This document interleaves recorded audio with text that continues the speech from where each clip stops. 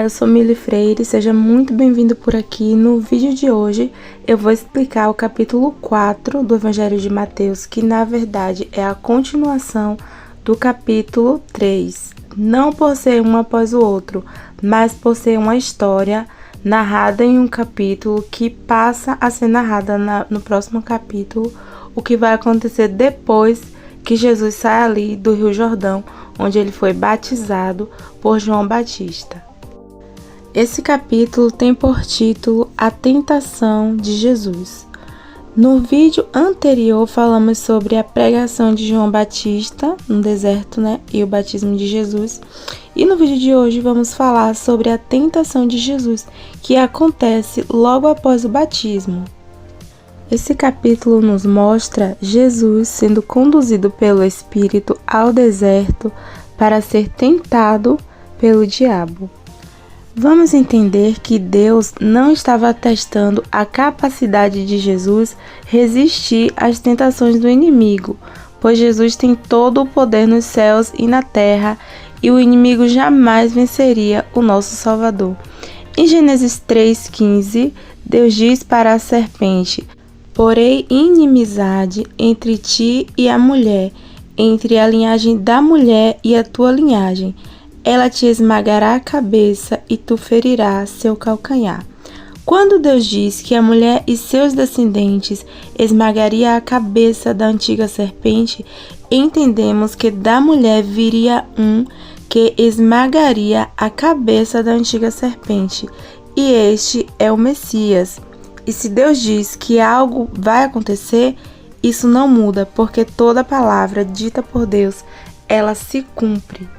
Por isso, é certo que Jesus não estava sendo provado por Deus para ver se ele resistiria ao inimigo. O nosso Senhor Jesus está nos mostrando que as ferramentas para vencer as malignidades do inimigo não são armas físicas, e sim uma vida de santidade, jejum e oração. Lá em Efésios 6, do 10 ao 13, Paulo cita as armas espirituais que nós devemos usar para vencer as tentações do inimigo. Efésios 6, do 10 ao 13, diz assim: "No demais, irmãos meus, fortalecei-vos no Senhor e na força do seu poder. Revesti-vos de toda a armadura de Deus, para que possais estar firmes contra as astutas ciladas do diabo. Porque não temos que lutar contra a carne e o sangue, mas sim contra os principados, contra as potestades, contra os príncipes das trevas deste século, contra as hostes espirituais da maldade nos lugares celestiais.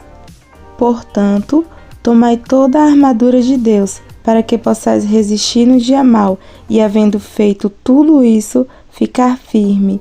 E no 14 ainda diz: "Estais, pois, firme, tendo cingido os vossos lombos com a verdade, e vestida a couraça da justiça, e calçados os pés na preparação do evangelho da paz."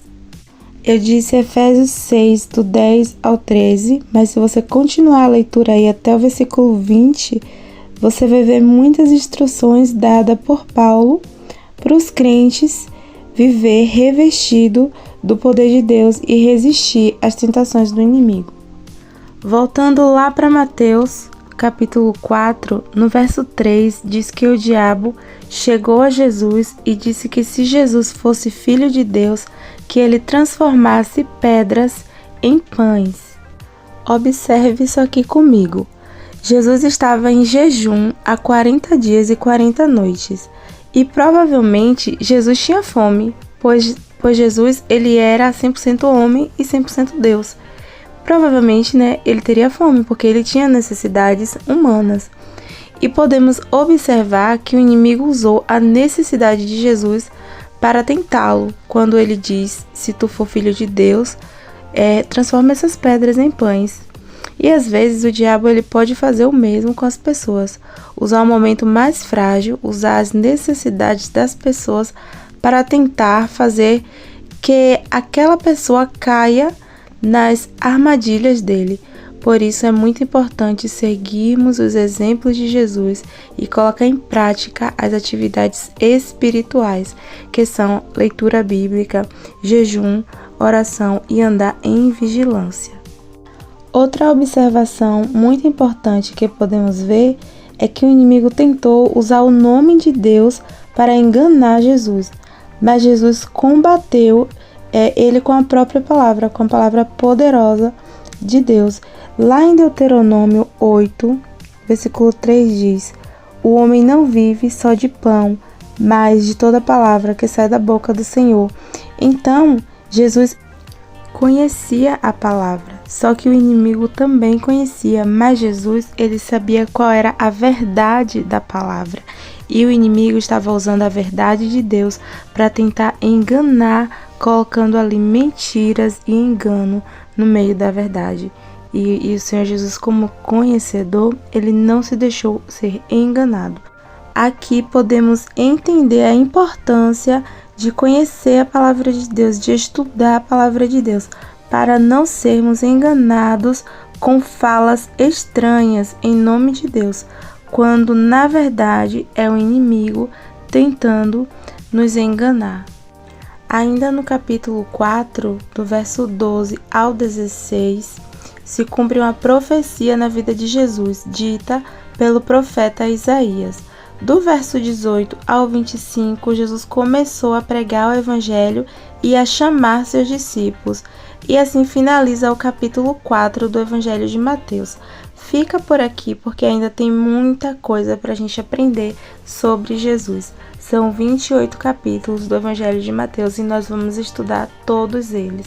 Que Deus te abençoe. Se você gostou do vídeo, curte o vídeo, compartilha com alguém para você incentivar essa pessoa a estudar a palavra de Deus e se inscreve no canal se você ainda não for inscrito. Que Deus te abençoe.